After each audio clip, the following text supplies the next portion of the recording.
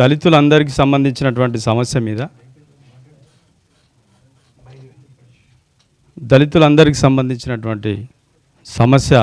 దాని మీద చర్చించుకుందాం. దాని మీద సుప్రీంకోర్టు ఒక జడ్జిమెంట్ ఇచ్చింది. అది ఎంతవరకు వాస్తవము ఎంతవరకు కాదు అనే దాని మీద అన్ని వర్గాలను కూర్చుండి ఒకసారి డిస్కస్ చేద్దాం, డిబేట్ చేద్దామంటే వారు ఆనరబుల్ ఈ సమావేశానికి అధ్యక్షులు ఇన్వైట్ చేసినందుకు ఇక్కడికి రావడం జరిగింది. ఇక్కడ ఒక ఇంటలెక్చువల్ డిబేట్ మనం పెట్టుకున్నాం. గతంలో కూడా మొన్నటి నుంచి రకరకాల డిబేట్లు జరుగుతూ ఉన్నాయి. సో రకరకాల వాదనలు వస్తూ ఉన్నాయి, ప్రచారం వేరే రకంగా పోతూ ఉన్నది. ఏదైతే రాజ్యం దళితులను ఏ రకంగా దాన్ని విచ్ఛిన్నం చేసి ఈ దళిత శక్తిని ఏ రకంగా విచ్ఛిన్నం చేయాలనేటువంటి ఒక ప్రయత్నం జరుగుతూ ఉందో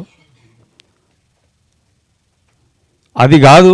వాస్తవంగా దళితులు ఎదుర్కొంటున్నటువంటి సమస్యలు ఏంటి, దానికి పరిష్కారం ఎట్లా అనేటువంటిది మేధావులుగా ఇక్కడ చర్చించుకుందామని చెప్పేసి ఇక్కడ మీటింగ్ ఏర్పాటు చేసుకున్నాం. మొన్న కూడా 2-3 మీటింగ్లు జరిగితే ఉస్మానియా యూనివర్సిటీలో జరిగిన మీటింగ్లో అందరు మేధావులు మాట్లాడారు. మనం అందరం కూడా సోషల్ మీడియాలో చూసినాం. అందరూ కూడా వర్గీకరణ చేయాలి, దానికి మేము మద్దతు ఇస్తున్నామని చెప్పారు. ఓకే, వర్గీకరణ చేయాలనే దానికి అందరు కూడా మాట్లాడుతున్నారు. సుప్రీంకోర్టు కూడా చెప్పింది. ఎట్లా చేయాలనే దాని మీద ఎవరు చెప్తలేరు. ఎందుకు చేయాలి, ఎట్లా చేయాలనే దాని మీద ఎవరు మాట్లాడతలేరు. సో దానికి ఎవరికి వారుగా రకరకాల యూట్యూబ్ వేదికలుగా రకరకాల అనాలిసిస్ చేస్తూ ఉన్నారు. సో అందరం ఒక్క దగ్గర కూర్చుండి ఏం జరుగుతూ ఉంది ఇష్యూ మీద మాట్లాడుకుంటే బాగుంటుంది అనే దాని మీద ఇక్కడ కూర్చున్నాం. చాలా వరకు ఇంటలెక్చువల్ డిబేట్ బాగా జరిగింది. పిఎల్ గారు వారు ఒపీనియన్ చెప్పిండ్రు. తర్వాత కంచె ఐలయ్య గారు కుండ బద్దలు కొట్టినట్టుగా మొన్ననే ఒక వీడియోలో చెప్పిండ్రు, ఇప్పుడు కూడా చెప్పిండ్రు.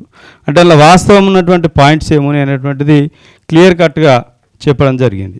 స్టేట్స్ అంటే ఏంటిది, స్టేట్ అంటే ఏంటిది, ఈ రిజర్వేషన్ వర్గీకరణ ఎవరి కోసం సంబంధించింది, ఎట్లా రిజర్వేషన్ చేయాలి, కోర్టు ఏం చెప్పింది, ఇందులో ఉన్నటువంటి మోర్ బ్యాక్వర్డ్ ఎవరున్నారో గుర్తించి వాళ్ళకు ఒక గ్రూప్గా చేసి వాళ్ళకి రిజర్వేషన్స్ ఎట్లా ఇవ్వాలనేటువంటిది చెప్పింది. Group based distribution of quota with in the ఎస్సీస్.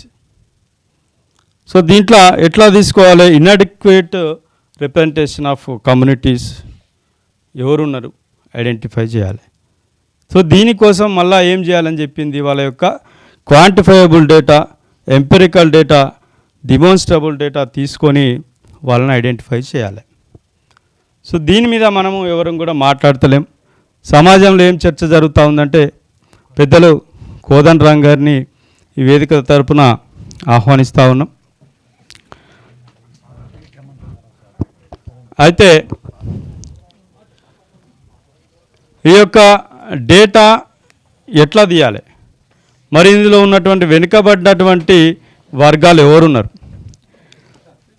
ఇక్కడ ఉన్నటువంటి ఈ ఎస్సీ వర్గీకరణ అనేటువంటిది మాలమాదిగల మధ్య వర్గీకరణ, దళితులందరి మధ్య వర్గీకరణ అనేటువంటిది మనకు క్లారిటీతోటి ఉండాలి.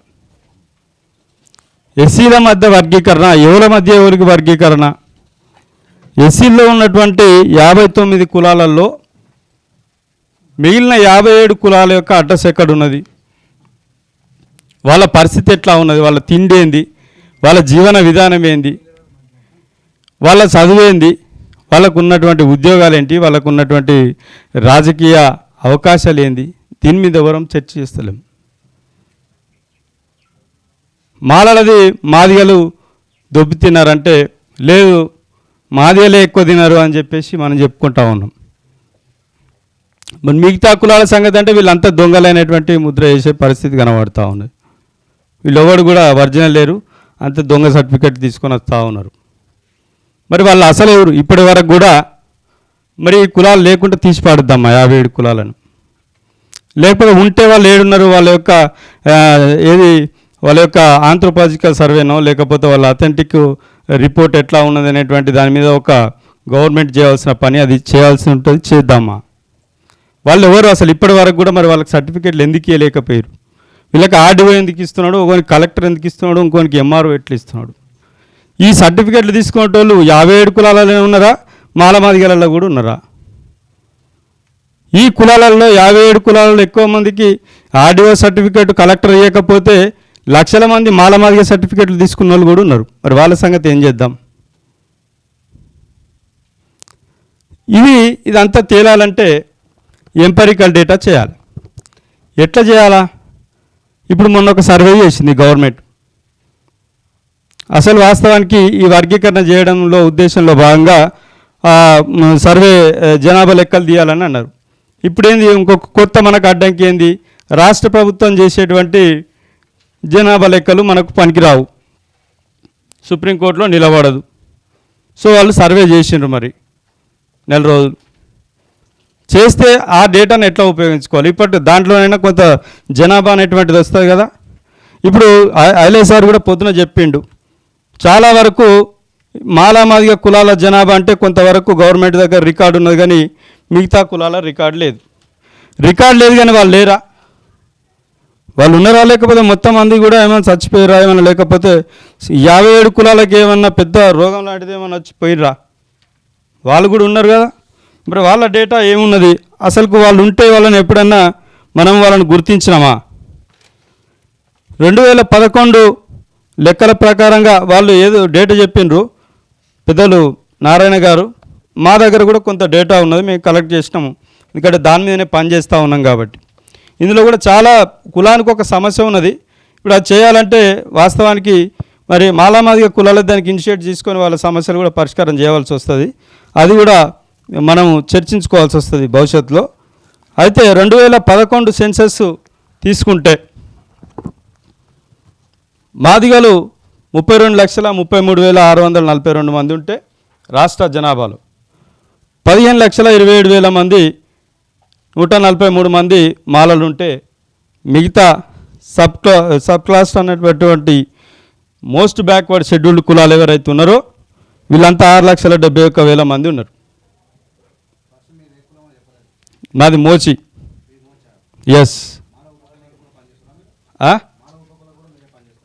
నేను మాల ఉపకులాలు మాది ఉపకులాలు అని సార్ చెప్పిండు ఇంతకుముందు. నేను చెప్తా వినండి జస్ట్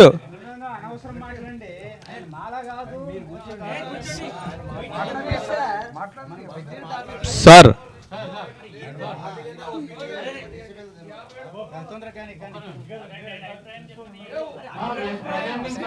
సార్ ఇక్కడ సార్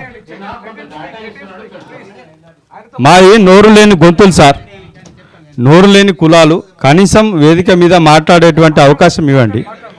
లేదు మమ్మల్ని ఇక్కడ కూడా డిస్క్రిమినేట్ చేస్తారంటే సారీ ఫర్ వెళ్ళిపోతాం.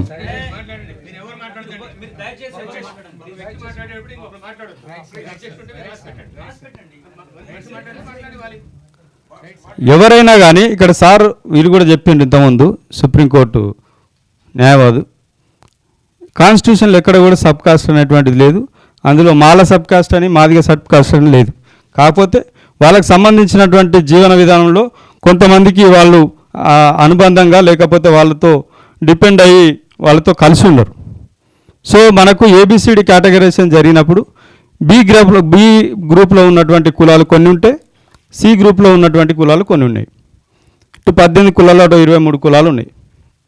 ఇక్కడ మేము ఏమన్నది మాలమాదిగలది మాకు ఇవ్వమని చెప్పేసి నేను ఇక్కడ వాదలాడడానికి రాలేదు సార్. మా బాధ ఏంది, ఈ కులాలకు సంబంధించిన వాటికి కూడా రిప్రజెంటేషన్ ఇవ్వమని చెప్పేసి ఈ మేధావుల ద్వారా ఒక చర్చలో భాగంగా దీన్ని కూడా తీసుకపోతే సామాజిక న్యాయం అనేటువంటి మాట మాట్లాడతాం కదా మనం. ఎక్కడ కూడా సామాజిక న్యాయం మాట్లాడినప్పుడు అన్ని వర్గాలకు ఇవాళ జనాభా సంఖ్యలో కూడా తక్కువ ఉన్నప్పుడు కూడా ఆ తక్కువ ఉన్నకు కూడా వాళ్ళ రిప్రజెంటేషన్ ఏందనేటువంటిది రావాలి. అదే కదా ఇవాళ సుప్రీంకోర్టు కూడా చెప్పింది. ఇలా మార్జినలైజ్ అయినటువంటి కమ్యూనిటీస్ వాళ్ళ యొక్క బాధలేందో వినాలి ఫస్ట్. వాళ్ళకు ఉన్నటువంటి అవకాశాలు ఏమున్నాయి, ఇప్పటివరకు పొందలేని వాళ్ళు ఎవరున్నారు, వాళ్ళని ఐడెంటిఫై చేయండి. వాళ్ళ యొక్క ప్రపోర్షన్ ఏమున్నది, ఎడ్యుకేషన్లో ఏమున్నది, ఎంప్లాయ్మెంట్లో ఏమున్నది, ఎంతవరకు ఉన్నారు వాళ్ళకు ఉన్నటువంటి సంక్షేమ పథకాల్లో వాళ్ళకున్న వాటా ఏం దక్కింది, అది మనం మాట్లాడచ్చు. మనం ఇలా బ్రాడ్గా మనం ఆలోచన చేసుకోవాలి. మాదిగల గురించి ఇలా మనం మాట్లాడుతుంటా ఉంటే వాళ్ళు ఈ కులాలు ఉన్నాయి లేవు అనేటువంటి ఒక చర్చ చేసినప్పుడు ఏ కులాలు ఉన్నా కానీ ఇలా మనం ఏంది దళితులుగా అందరిగా కలిసి ఉండాలి, వర్గీకరణ అనేటువంటిది కాకుండా దళితులను ఇలా ఉమ్మడిగా ఇలా రాజ్యం మనని వాడుకుంటుందని మాట్లాడుతూ ఉన్నాం కదా. మిగతా వాళ్ళందరినీ కూడా మనం ఇందులో భాగస్వామ్యం చేసుకున్నట్లయితే అది ఒక ఫ్రూట్ఫుల్గా ఉద్యమం అనేటువంటిది లేకపోతే వాదన అనేటువంటిది కరెక్ట్గా వెళ్తుంది. సమస్యలు ఉండొచ్చు, అది కొంతమందికి మిస్అండర్స్టాండింగ్ కావచ్చు, కొంతమందికి అండర్స్టాండ్ కావచ్చు, లోపాలు కూడా జరగచ్చు. లోపాలు జరుగుతలేవు అని అంటలేము, అంతటా ఉంటాయి లోపాలు. సో కాబట్టి ఎంతవరకు మనం చేయగలుగుతున్నాం అనేటువంటిది మనం మాట్లాడుకోవాలి. ఈ కులాలకు సంబంధించిన వాయిస్ను గత 10 ఏళ్ళుగా తీసుకొస్తూ ఉంటూ దీనికి సంబంధించినటువంటి కులాల బాధలు ఇట్లా ఉన్నాయి, వాళ్ళ వృత్తులు ఇట్లా ఉన్నాయి, ఒక్కొక్క కులం బాధ ఒక్కొక్క రకంగా ఉన్నది. మరి వీళ్ళకి సంబంధించినటువంటి ఏ సంక్షేమ ఫలాల్లో వీళ్ళ వాటా లేదు. సో కాబట్టి మరి సుప్రీంకోర్టు చెప్పినటువంటి దాంట్లో ఈ వెనుకబడ్డటువంటి కులాలకు సంబంధించినటువంటి ప్రాతినిధ్యం అనేటువంటి ఉండాలనేటువంటిది మనం ముందుకు తీసుకుపోవాలి. ఇలా మనం చెప్తా ఉన్నారు చాలా రకరకాలుగా. ఇలా ఎస్సీలో కానీ లేదంటే వర్గీకరణ చేయాలన్నప్పుడు నిన్న ఐలే సార్ కొన్ని విషయాలు చెప్పిండు. ఎస్సీల వర్గీకరణ చేయాలి, రాష్ట్రం చేయాలన్నప్పుడు మరి కేంద్రం పరిస్థితి ఏందనేటువంటిది. కేంద్రం కూడా ఈరోజు ఏది వాళ్ళకు సంబంధించినటువంటి ఉద్యోగాల్లో ఎస్సీల వాటా ఎంత, ఎస్సీల వాటా ఎంత అన్నప్పుడు మరి కేంద్రం ఏం సమాధానం చెప్తుంది దానికి? ఎట్లా అంటే ఇలా సుప్రీంకోర్టు యొక్క తీర్పును పొద్దుటి నుంచి మనం అందరం వింటూ ఉన్నాం, అందరం మాట్లాడుతూ ఉన్నాం. ఈ తీర్పులో ఎవరెవరు అంటే సుప్రీంకోర్టు చేసినటువంటి పొరపాట్లు ఏమున్నాయి, వాళ్ళు చెప్పిన కొన్ని మంచి విషయాలు ఏమున్నాయి, వీటన్నిటిని కూడా మనము చర్చించడానికి ఇక్కడ కూర్చున్నాం. సో అంత పెద్ద కాన్స్టిట్యూషనల్ బెంచే పొరపాటు చేసింది అని అంటున్నప్పుడు మరి దాంట్లో మనకు ఉన్నటువంటి అనుమానాలు ఏంటో ఇక్కడ రెక్టిఫై చేసుకోవడానికి ఇక్కడ కూర్చున్నాం. కాబట్టి ఇదొక్కటే కాదు, ఇలా మన మేధావులందరూ కూడా చెప్తా ఉన్నారు వర్గీకరణ చేయాలని మేము అనుకూలమని. ఈడబ్ల్యూఎస్ రిజర్వేషన్లు వచ్చినాయి మనకు. ఈడబ్ల్యూఎస్ రిజర్వేషన్లు వస్తే ఈడబ్ల్యూఎస్ రిజర్వేషన్లో అందరూ కూడా అందరికీ న్యాయం జరగాలి కదా అన్నప్పుడు దాంట్లో కూడా వర్గీకరణ చేయాల్సినటువంటి అవసరం ఉంటుంది కదా. దాని విషయం మనం ఎందుకు మాట్లాడం? ఇలా 10% ఇలా 15% 1950 ప్రెసిడెన్షియల్ ఆర్డర్ నుంచి 15% ఇక్కడ దాకా వస్తూ ఉన్నది. మరి ఇప్పటికి 25% వరకు ఎస్సీ పాపులేషన్ పెరిగింది. దాన్ని పెంచుకునేటువంటి ప్రయత్నం చేయాలి కదా మనం. మరి ఈ ఈడబ్ల్యూఎస్ రిజర్వేషన్లు ఉంచాలన్నప్పుడు దాంట్లో రిజర్వేషన్ వర్గీకరణ చేస్తే బాగుంటుంది. లేదంటే ఆ 10%ని ఎస్సీ రిజర్వేషన్లకైనా కలిపితే ఎస్సీ రిజర్వేషన్ల పర్సెంట్ అన్న పెరుగుతుంది. ఎస్సీ రిజర్వేషన్ల పర్సెంటేజ్ పెంచుకోవాలి. తర్వాత ఇందులో ఎవరైతే వెనుకబడి ఉన్నారో ఎవరైతే చాలా అత్యంత వెనుకబడి ఉన్నటువంటి వర్గాలు ఉన్నారో తమిళనాడు తరహాలో కానీ పంజాబ్ తరహాలో కానీ సపరేట్గా అవసరమైతే దానికి ఒక గ్రూప్గా చేసి సపరేట్ రిజర్వేషన్లు ఇవ్వాలని చెప్పేసి ఈ సందర్భంగా మీ ద్వారా నేను కోరుతూ ఇలా అన్ని వర్గాల విషయంలో ఆలోచన చేసి ఏదో ఇలా వాళ్ళొక మీటింగ్ పెట్టారు వీళ్ళొక మీటింగ్ పెట్టారు అన్నట్టు కాదు. నేను ఎవరి తరఫున కాకుండా ఈ మిగిలిన backward communities most backward scheduled కులాలు ఏవైతున్నాయో వీళ్ళకు ఖచ్చితంగా ఈ రిజర్వేషన్లలో వాటా ఉంటుంది. ఆ వాటా ఇలా ఇప్పటి వరకు నష్టపోయినటువంటి 70 ఏళ్ళుగా నష్టపోయినటువంటి కులాలకు ప్రత్యేక ప్రాతినిధ్యం అనేటువంటిది కంపల్సరీ ఉండవలసిందే. వీళ్ళకి సంబంధించినటువంటి సంక్షేమ ఫలాల కోసం ఇలా కార్పొరేషన్లు ఏర్పాటు చేయవలసిందే. సపరేట్గా ఇలా ఎస్సీ ఎస్టీ సప్లా నిధులు అవుతున్నాయో ఇప్పటి వరకు పొందలేనటువంటి కులాలకు అందియవలసిందే. దానికి మీరు పెద్దన్న పాత్రగా ఉండాలి. ఇలా మాలలు కానీ మాదిగలు కానీ ఆ దిశగా మన పోరాటం ఉండాలని చెప్పేసి నేను కోరుతూ అవకాశం ఇచ్చినటువంటి మీ అందరికీ ధన్యవాదాలు.